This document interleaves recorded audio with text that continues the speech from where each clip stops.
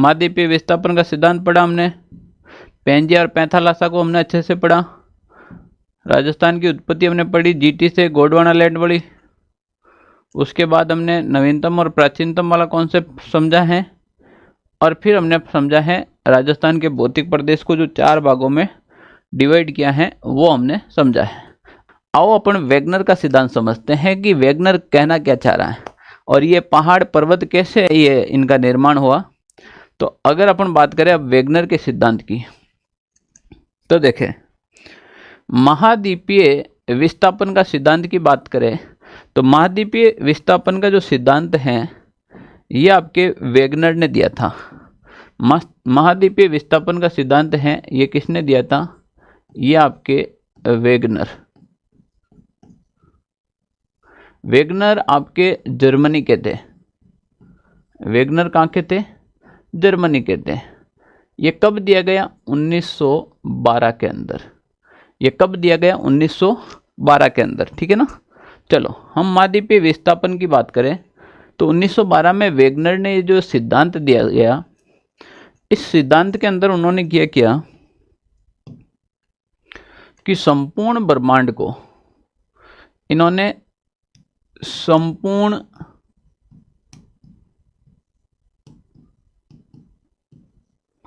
ब्रह्मांड को 2 भागों में बांट दिया। वेगनर ने संपूर्ण ब्रह्मांड को कितने भागों में बांटा? 2 भागों में। 2 भाग कौन कौन से सर? तो एक तो उन्होंने बांटा है पैंथालासा और दूसरा हो गया पेंजिया। एक भाग उन्होंने बांट दिया है पैंथालासा भाग और दूसरा है पेंजिया। पैंथालासा और पेंजिया क्या होता है तो यहां पर समझे। सबसे पहले पैंथालासा की बात करें अपन। पैंथालासा क्या होता है?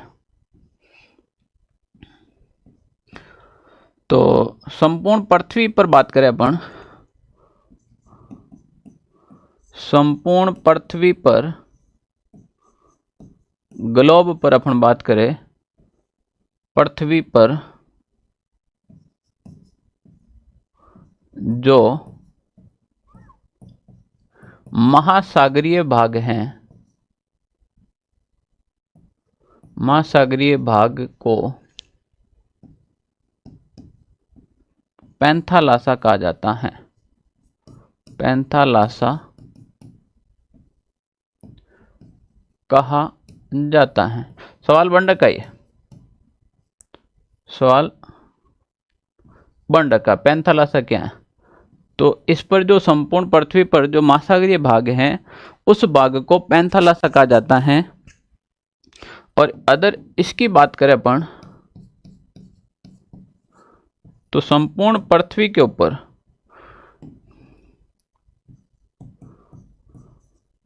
मैं देसी भाषा यानी कि अपनी भाषा में लिख रहा हूं, आप समझने का प्रयास करें। संपूर्ण बुक की भाषा में नहीं समझे। संपूर्ण पृथ्वी पर जो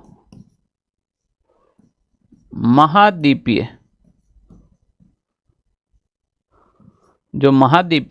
भाग हैं, महाद्वीपीय भाग हैं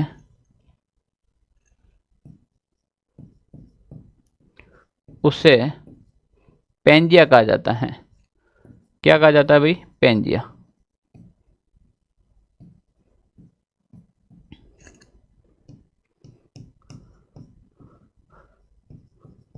हमने 2 परिभाषा दी है यहाँ पर सिंपल भाषा में कि संपूर्ण पृथ्वी पर जो महासागरीय भाग होगा उसे तो पैंथालासा कहेगा, और संपूर्ण पृथ्वी पर जो महाद्वीपीय भाग होगा उसे पेंजिया कहेगा। सर माने तो भेजा में को नहीं बैठी, ये पेंजिया पैंथालासा होता क्या है भाई? ये कहना ये चाह रहा है कि जब पृथ्वी की उत्पत्ति हुई तो पूरा पानी वाला भाग था। ऐसा हम बचपन में सुनता रहे कि एक आग का गोला आकर उसमें गिरा, फिर वो ठंडा हुआ, फिर वो टुकड़ा टूटा, इतना टूटा कि बस मजा गया, टूटते गया और उसी टुकड़े पे आज अपन बैठे हैं, ठीक है ना। तो अपन सीधी भाषा में समझे कि देखो पेंजिया और पैंथालासा की उत्पत्ति कैसे हुई, यहां पर समझे आप। यह मैं बात करूंगा अपने ग्लोब की।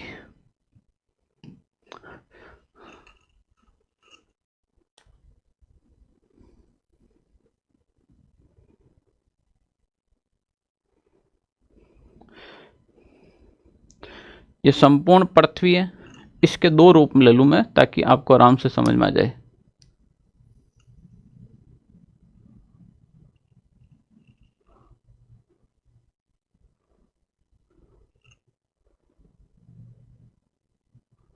ठीक, ये संपूर्ण पृथ्वी वाला भाग था, और इस पृथ्वी वाले भाग की बात करें तो ये जो भाग था यहाँ पर जो आपके एक भाग था, ये वाला जो भाग था, ये एक स्थलीय टुकड़ा था। ये तो क्या था, एक स्थलीय टुकड़ा था, और बाकी वाला जो भाग था वो जलीय भाग था। ये तो जलीय भाग था, और ये वाला भाग था, ये स्थलीय भाग था।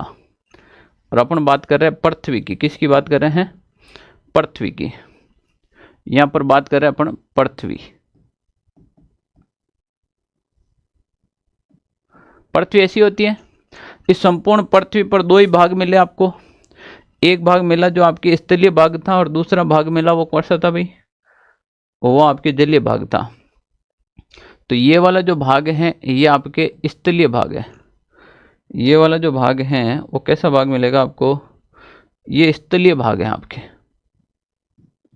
स्थलीय।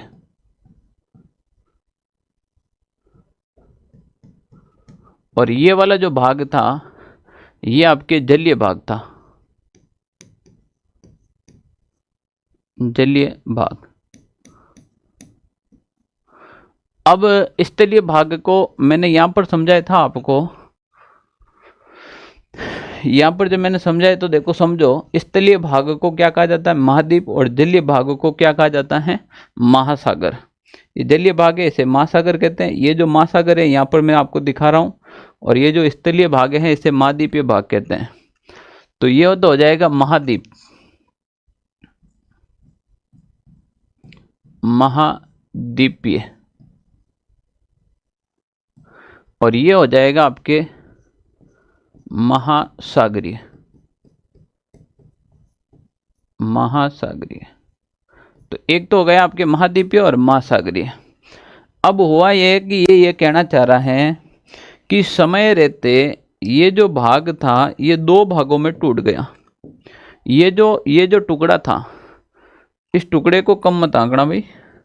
ये टोटल ही पृथ्वी के अंदर ये 71% भाग है, और ये हैं आपके 29% भाग।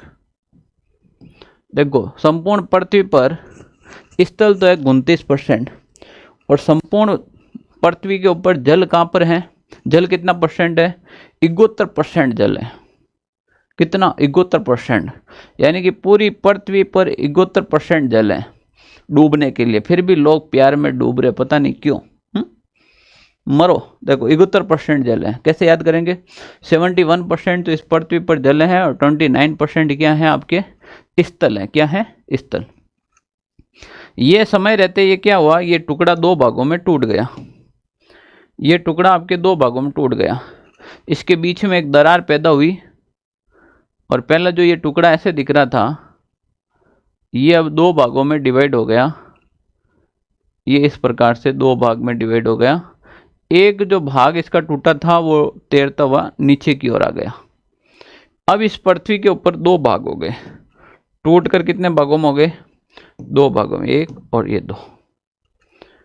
अब एक और दो भाग में हो गया, और ये बचा हुआ था ये आपके समुद्री भाग था। तो इस समुद्री भाग के अंदर, इस समुद्री भाग के अंदर ये जो इन दोनों के बीच में जो दरार पैदा हुई, इन दोनों के बीच में जो दरार पैदा हुई, यहाँ पर एक नया सागर बन गया।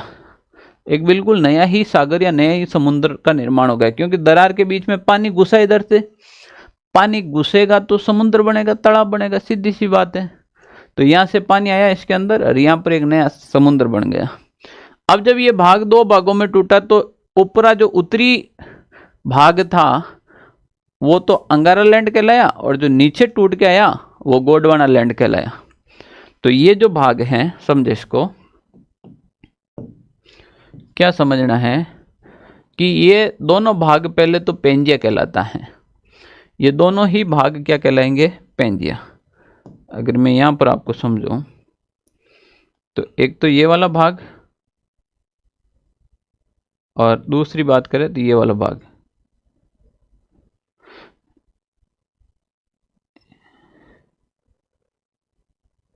ये दोनों ही भाग आपके पेंजिया कहलाता है।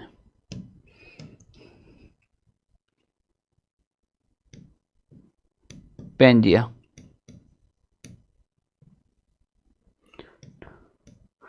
और जो ये ग्रीन कलर का भाग है ये पैंथालासा है। ये कौन सा भाग है? जो पानी वाला भाग है ये पैंथालासा है।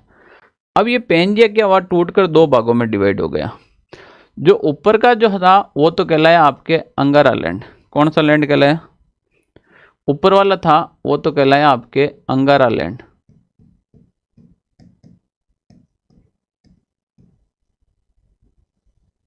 अंगारा लैंड। और नीचे वाला जो भाग कहलाया वो आपके हो गया गोंडवाना लैंड।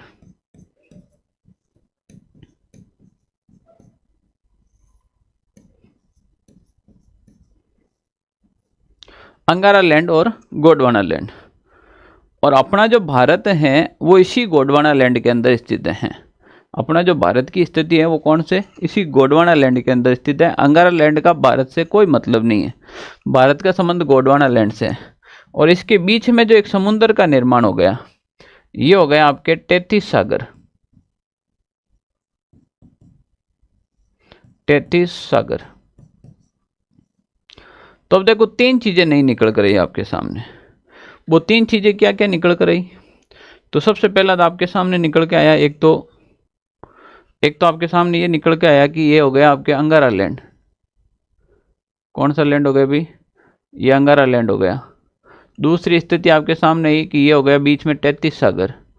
और तीसरी स्थिति आपके सामने अब ये आती है कि ये हो गया आपके गोंडवाना लैंड। कौन सा लैंड हो गया? गोंडवाना लैंड। तो ये तीन स्थिति आपके सामने ही। टेथिस सागर कौन सी चीज है? तो ये वाली जो भाग है ये टेथिस सागर है। ठीक है, ये आपके गोंडवाना लैंड हो गया और ये आपके अंगारा लैंड हो गया। और ये दोनों मिलकर ही पेंजिया कहलाया। ऊपर वाला उत्तरी पेंजिया हो गया, नीचे वाला दक्षिणी पेंजिया हो गया। अपन दक्षिणी पेंजिया के अंदर गोंडवाना लैंड के अंदर अपना भारत स्थित है। कालांतर में समय रहते क्या हुआ? ये टेथिस सागर सूख गया। जब ये टेथिस सागर सूखा था तो यहाँ पर पहाड़ों का निर्माण हो गया। किसका निर्माण हो गया? पहाड़ों का निर्माण हो गया। जब ये टेथिस सागर सूखा तो या तो मरुस्थल बनेगा या फिर पहाड़ बनेंगे। तो यहाँ पर दो ही चीज़ों का निर्माण हुआ है टेथिस सागर के अंदर कि इन्होंने पहाड़ और पत्थरों का निर्माण किया भाई। तो हिमालय है वो टेथिस सागर का अवशेष है। हिमालय किसका अवशेष है? टेथिस सागर का अवशेष है। मरुस्थल है हमारे यहाँ पर, वो भी टेथिस सागर का अवशेष है। कालांतर में क्या हुआ कि समय रहते इसमें से एकदम पानी सूख गया टेथिस सागर में।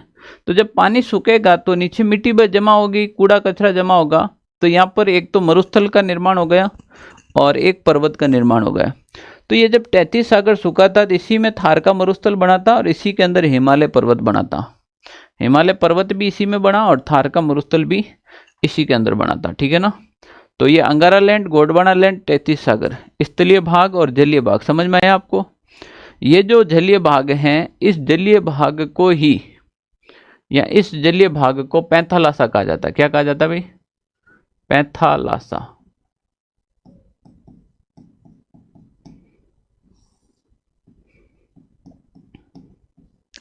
पैंथालासा भाग कौन सा हो गया? ये वाला। ये जो भाग हैं ये पैंथालासा भाग कहलाए। कौन सा भाग कहलाए आपके? पैंथालासा। क्लियर? तो अब राजस्थान का निर्माण कैसे हुआ? अगर हम यह बात करें इन दोनों में राजस्थान का रोल क्या रहने वाला है? तो राजस्थान का रोल ये रहने वाला है कि राजस्थान की जो उत्पत्ति हुई थी वो टेथिस सागर और गोंडवाना लैंड दोनों से मिलाकर हुई थी। तो राजस्थान के भौतिक प्रदेश को हमने यहाँ पर डिवाइड किया कितने भागों में? 4 भागों में। पश्चिमी, अरावली, उत्तरी और मरुस्थलीय प्रदेश। इसका निर्माण है वो राजस्थान में जो टेथिस सागर और गोंडवाना लैंड इन दोनों से मिलकर हुआ। टेथिस सागर और गोंडवाना लैंड। यानी कि मैं बात करूं तो जो राजस्थान है आपके वो यहाँ पर स्थित है।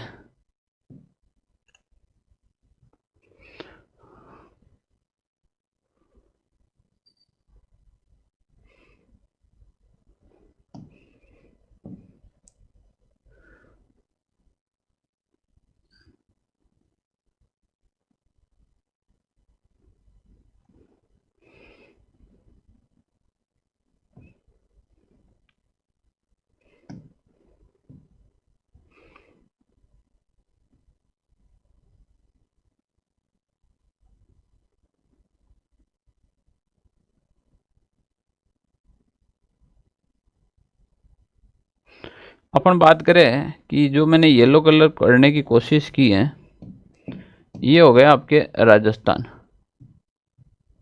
अब राजस्थान हो गया आपके यहाँ पर, तो राजस्थान है वो 33 सागर और गोंडवाना लैंड दोनों का अवशेष है। तो राजस्थान के भौतिक प्रदेश को हमने कितने भागों में बांटा, यहाँ पर देखें। मैं यहाँ पर अगर हेडिंग लगूंगा तो हेडिंग क्या बनेगी, राजस्थान की उत्पत्ति। हमारे सामने एक हेडिंग बनी है राजस्थान की उत्पत्ति।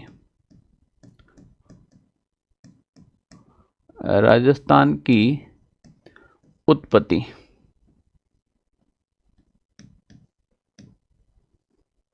और राजस्थान की उत्पत्ति की हम बात करें तो देखो, राजस्थान की उत्पत्ति दो से हुई है, एक गोंडवाना लैंड और दूसरा हुआ है 33 सागर। एक तो हुआ है गोंडवाना लैंड और दूसरा हो जाएगा आपके सामने 33 सागर। यानी कि मैं सिंपल भाषा में कहूं तो राजस्थान की उत्पत्ति जी और टी से मिलकर हुई। सर वो कैसे, देखो राजस्थान की जो उत्पत्ति है वो जी और टी से मिलकर हुई है। तो ये मैं लिखूं जी और यहाँ पर मैं लिखूं टी। जी टी याद रखना, राजस्थान की उत्पत्ति दो शब्दों से हुई, G T. G T road किसने बनाई थी, grand trunk road Sher Shah Suri ने बनाई थी ना। हाँ, तो जी टी याद रख लेना। राजस्थान की जो उत्पत्ति है वो जी और टी से मिलकर हुई है ना, जी टी। देखो जी का मतलब क्या हो जाएगा सर, जी का मतलब हो जाएगा भाई गोंडवाना लैंड। जी का मतलब क्या हो जाएगा, गोंडवाना लैंड।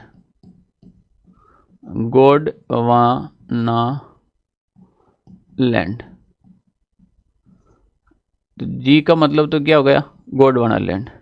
टी का मतलब क्या हो जाएगा सर, टी का मतलब हो जाएगा 33 सागर। 33 सागर। और राजस्थान की उत्पत्ति कौन से दो शब्दों से मिलकर हुई, तो राजस्थान की उत्पत्ति जीटी से हुई। किससे हुई भाई, जी और टी से होगी। राजस्थान की उत्पत्ति किससे हुई, जीटी से। ठीक है ना, यहां पर मैं लिख लूं जीटी।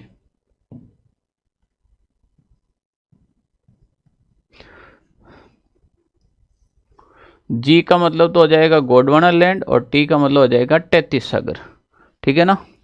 तो राजस्थान के भौतिक प्रदेश को हमने पहले तो 4 भागों में डिवाइड किया। वो 4 भाग कौन कौन से वो आप समझे। तो राजस्थान के भौतिक प्रदेश में हमने 4 भाग लिए थे। वो हैं, एक सबसे पहले आपके हो जाएगा अरावली पर्वतीय प्रदेश। नंबर 1 हो जाएगा आपके अरावली पर्वतीय प्रदेश। अभी हमने पढ़ा है ना अरावली पर्वतीय प्रदेश। ठीक है। नंबर 2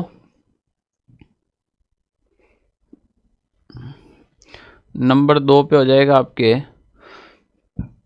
दक्षिण पूर्वी पठारी प्रदेश।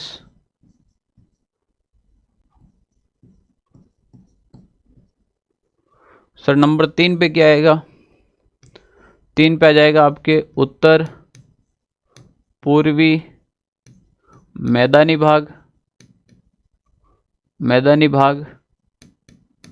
नंबर 4 पे क्या आ जाएगा, 4 पे आ जाएगा मरुस्थलीय प्रदेश।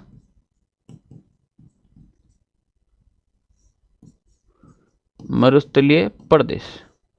तो देखो टोटली कितने हो गए, अरावली प्रदेश, दक्षिणी पूर्वी पठारी प्रदेश, उत्तर पूर्वी मैदानी भाग, मरुस्थलीय प्रदेश। इसमें से गोंडवाना लैंड के कौन कौन से अवशेष हैं, हम बात करें यहां पर गोंडवाना लैंड के कौन कौन से अवशेष हैं। ठीक है, तो देखो इसमें एक तो आपके क्या ना अरावली पर्वतीय प्रदेश है जो गोंडवाना लैंड का अवशेष है, और जो दक्षिणी पूर्वी पठारी प्रदेश है ये भी आपके गोंडवाना लैंड का अवशेष है।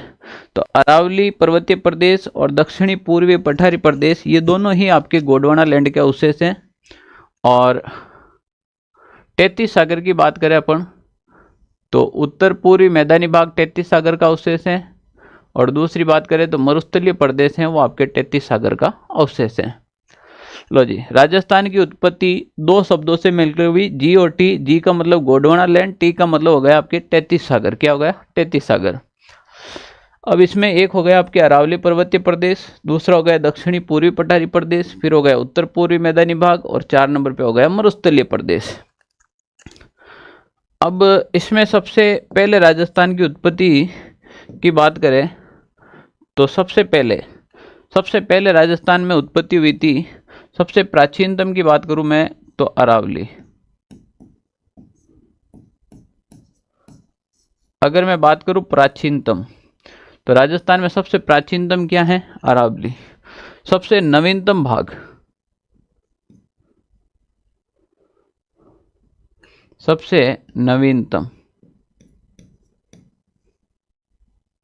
सबसे प्राचीनतम व सबसे नवीनतम, तो सबसे प्राचीनतम भाग है वो आपके अरावली हो जाएगा, सबसे नवीनतम भाग हो जाएगा वो क्या हो जाएगा आपके, वो आपकी ये हो जाएगा। तो अगर प्राचीनतम से नवीनतम की मैं बात करूं तो ये हो जाएगा आपके सामने। प्राचीनतम से मैं नवीनतम की बात करूं भौतिक प्रदेश का, तो राजस्थान में जो सबसे प्राचीन भौतिक प्रदेश हो जाएगा वो अरावली। राजस्थान में सबसे नवीनतम भौतिक प्रदेश हो जाएगा वो मरुस्थलीय मैदानी भाग। यानी कि राजस्थान में सबसे नवीनतम भौतिक प्रदेश कौन सा हो जाएगा? वो हो जाएगा आपके मरुस्थलीय प्रदेश। और राजस्थान में सबसे प्राचीन कोई भौतिक प्रदेश है तो वो अरावली। तो अरावली के बाद दक्षिणी पूर्वी पठारी प्रदेश की उत्पत्ति हुई, उसके बाद उत्तर पूर्वी मैदानी भाग की उत्पत्ति हुई, उसके बाद मरुस्थलीय प्रदेश की उत्पत्ति हुई। तो ये प्राचीनतम से लगाकर नवीनतम, प्राचीनतम से लगाकर नवीनतम। सर सवाल कैसे बन सकता है? सवाल ऐसे बन सकता है, देखें आप, राजस्थान की उत्पत्ति में सवाल कैसे बनेगा आपके? तो सवाल बनेगा ऐसे, कितने भौतिक प्रदेश हैं? 4 भौतिक प्रदेश टोटल कितने हो गए? 4।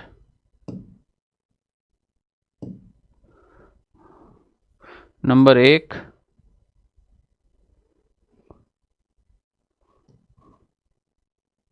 नंबर 2, नंबर 3 और नंबर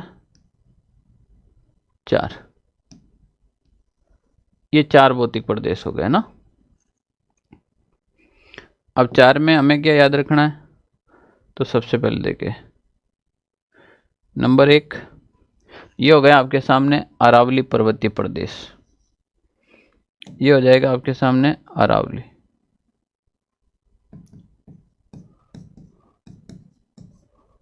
अरावली पर्वतीय प्रदेश। नंबर 2 आपके सामने हो गया दक्षिण पूर्वी पठारी प्रदेश। नंबर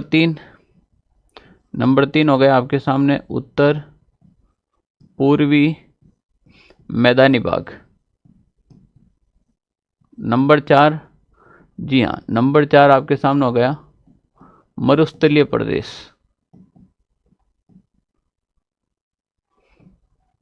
कौन सा प्रदेश हो जाएगा? मरुस्थलीय प्रदेश। सवाल कैसे बन सकता है? सवाल एक तो ये बनेगा,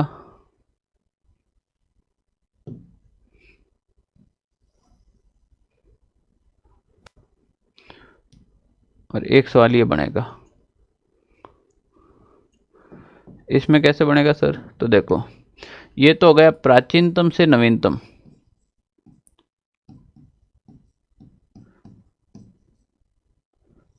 प्राचीनतम से नवीनतम, और ये हो जाएगा आपके नवीनतम से प्राचीनतम।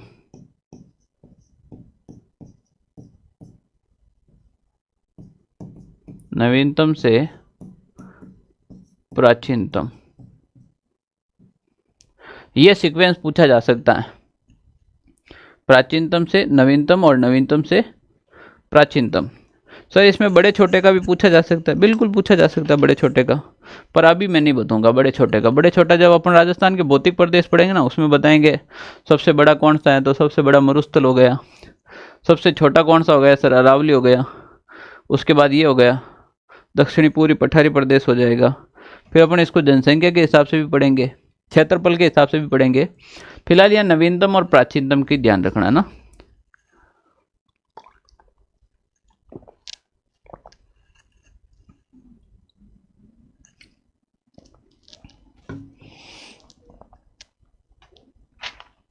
अब बात करते हैं अपन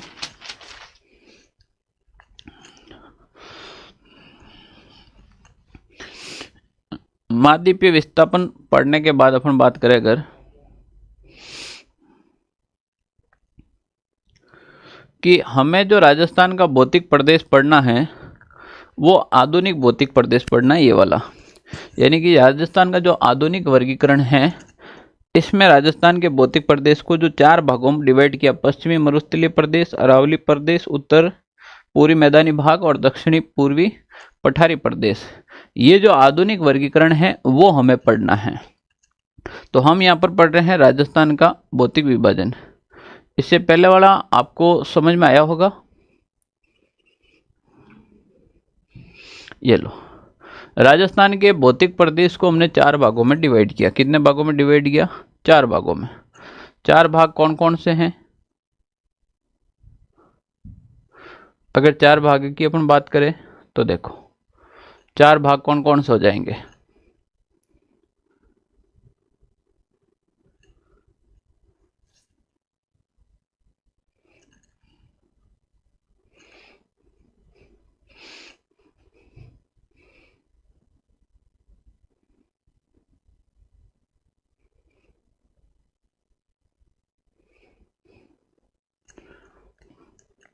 ये हो गया आपके सामने 4 भाग। ठीक है, अगर अपन 4 भाग की बात करें तो देखो 4 भाग कौन कौन से डिवाइड किए। हमने क्या किया, यहां से बीच में से एक लाइन खींची।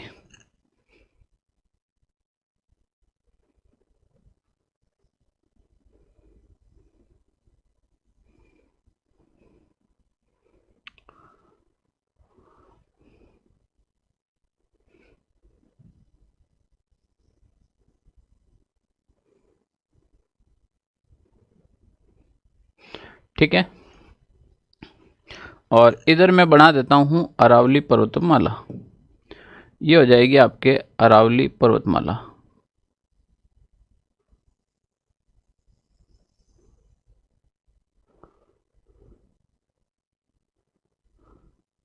अजमेर के पास बिल्कुल संकड़ी हुई अरावली पर्वतमाला, ये आपके अरावली पर्वतमाला है। तो ये जो बीच में जो दिखाई दे रही है, ये जो ब्लैक कलर जो मैंने किया है, ये पूरी अरावली पर्वतमाला है। ये संपूर्ण अरावली पर्वतमाला है। हमने भौतिक प्रदेश को कितने भागों में डिवाइड किया है? 4 भागों में। तो एक भाग तो हो गया हमारे पास मरुस्थलीय प्रदेश, ये वाला जो येलो वाला दिख रहा है, ये मरुस्थलीय प्रदेश हो गया। अरावली दिख रही है, ये आपके सेकंड नंबर हो गया अरावली पर्वतीय प्रदेश। फिर हमने क्या किया, यहाँ से एक डिवाइड कर दिया ये वाला प्रदेश।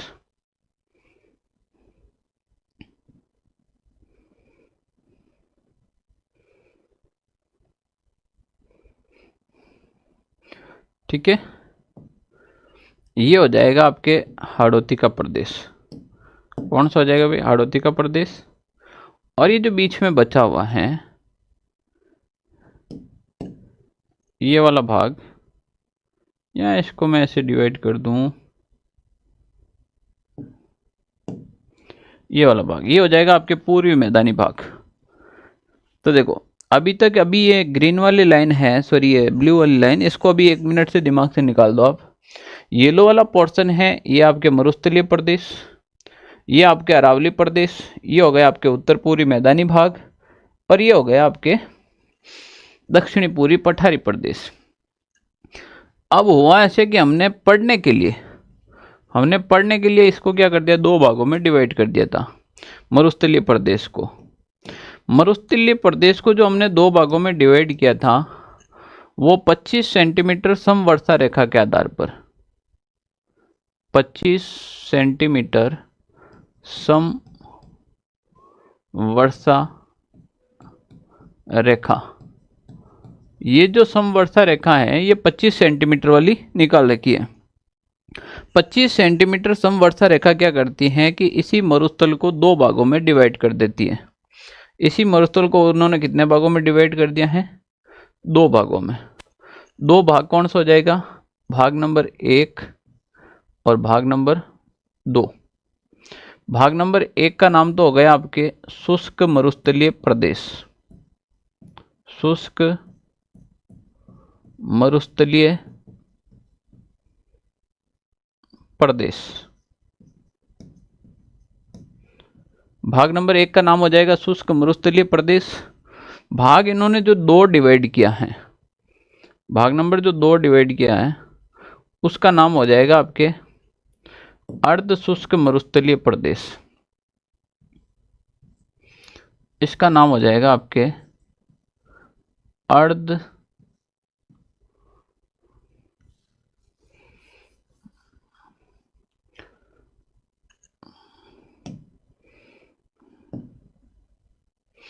इसका नाम हो जाएगा आपके अर्ध शुष्क मरुस्थलीय प्रदेश।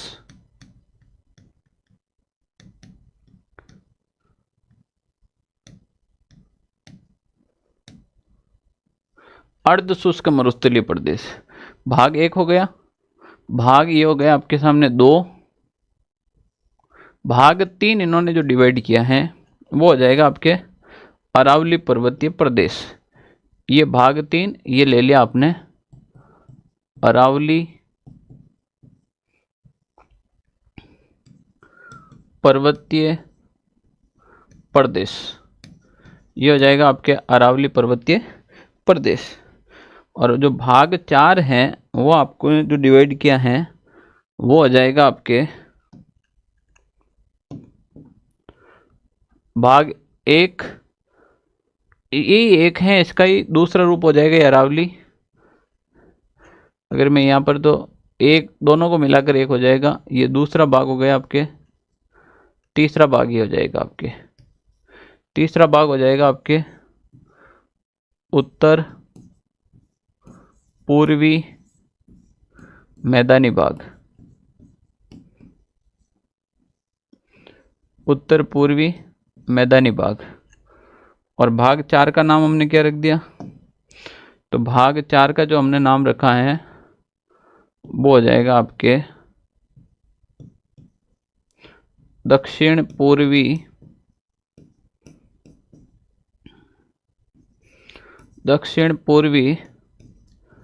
पठारी प्रदेश ऑब्लिक हाड़ौती का पठार।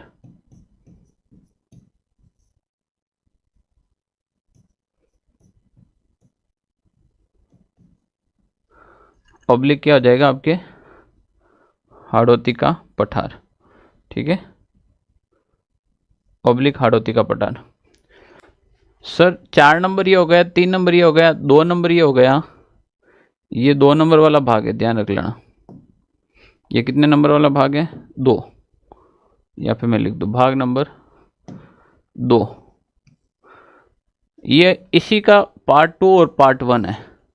ये हो गया आपके पार्ट 2।